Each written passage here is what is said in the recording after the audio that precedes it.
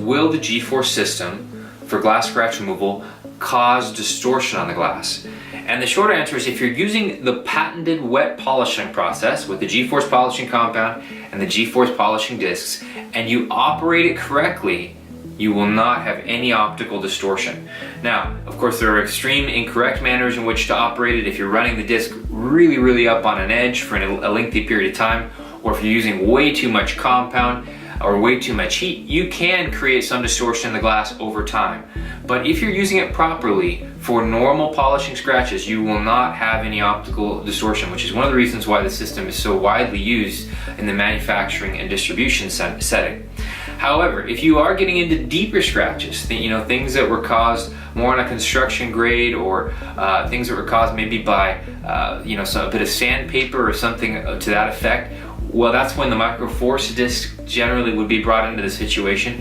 And if you're using the Gforce disc, you definitely can create distortion. Although the Gforce discs are very good at limiting that to a great degree due to the cushioned nature of the abrasive, the abrasive itself. But a few tips to help you to avoid distortion as much as possible with the Gforce disc if you're dealing with pretty deep scratches with a little scalloped edge or kind of a shimmer to them.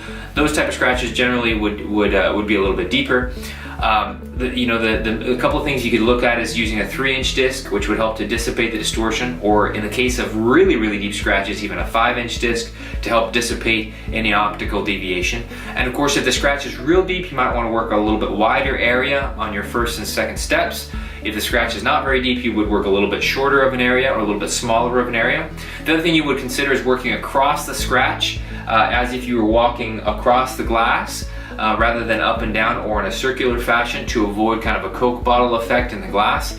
Keeping that in mind and understanding how the glass will be placed, how it will be installed, can certainly help to reduce that distortion as well.